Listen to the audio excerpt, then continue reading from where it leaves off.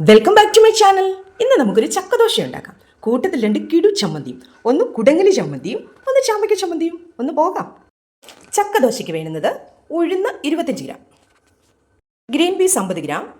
പിന്നെ നമ്മൾ ചക്കപ്പൊടിയാണ് ഇതിന് യൂസ് ചെയ്യേണ്ടത്. പക്ഷേ ചക്കപ്പൊടി ഈ സൂപ്പർ മാർക്കറ്റിലൊന്നും ഞാൻ തപ്പിയിട്ട് കിട്ടിയില്ല.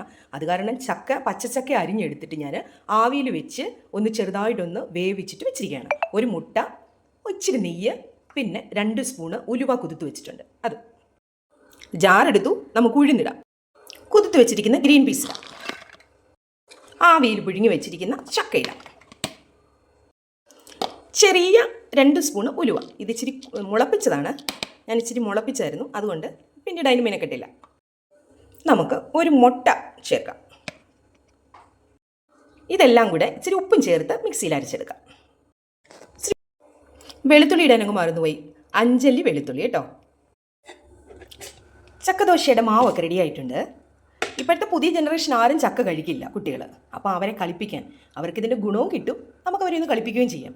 ചക്ക തിന്നാത്തവരെ കൊണ്ട് തീറ്റിക്കുന്ന പണി അമ്മമാരുടെ കയ്യിലുണ്ടല്ലോ. അതുകൊണ്ട് നമുക്ക് ചക്കദോശ ഉണ്ടാക്കി അവരെ കളിപ്പിക്കാം. നമ്മുടെ ചാമ്പയ്ക്കയുടെ ചട്നി അടിച്ചുകൊണ്ട് നമുക്കൊന്ന് വരാം. തേങ്ങ, നമ്മുടെ ഉണ്ടമുളക്, ഇച്ചിരി. ഇനി നമുക്ക് നമ്മുടെ ചാമ്പയ്ക്കയുടെ ചട്നി കൊണ്ടുവരാം.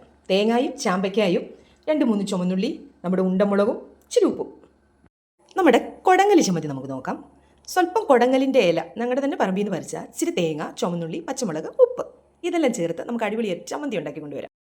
അതിനുശേഷം നമ്മുടെ ചക്കദോശയുടെ മാവ് നമുക്ക് നന്നായിട്ടൊന്ന് ഒഴിച്ചിട്ട് പരത്താം. അതിൻ്റെ അളവ് റെഡി ആയിരിക്കണം, എങ്കിൽ മാത്രമേ നിങ്ങൾക്ക് നല്ല ദോശ കിട്ടത്തുള്ളൂ കേട്ടോ. കണ്ടില്ലേ, നല്ല അടിപൊളിയായിട്ട് വരും. അതിൻ്റെ അളവ് കൃത്യമാണെങ്കിൽ ദോശ അടിപൊളിയായിട്ട് തന്നെ വരും. ചക്കദോശ നമ്മൾ തിരിച്ചിട്ടിട്ടുണ്ട്. നമുക്ക് അടിപൊളിയായിട്ട് മുരിഞ്ഞ് വന്നിട്ടുണ്ട്. നമുക്ക് സ്വല്പം ഒരു നെയ്യൊന്ന് ഒഴിച്ചു കൊടുക്കാം.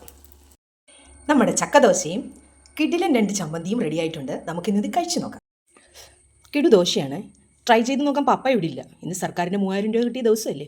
തിരിച്ചന്ന് തന്നെ 500 രൂപ പപ്പ തിരിച്ചു കൊടുക്കണം. അത് പപ്പയ്ക്ക് നിർബന്ധമാണ്. അതുകൊണ്ട് പപ്പ ഇവിടെ ഇല്ലാത്തതുകൊണ്ട് ഞാൻ തന്നെ ട്രൈ ചെയ്തു. ഓക്കെ, സൂപ്പറാണ്.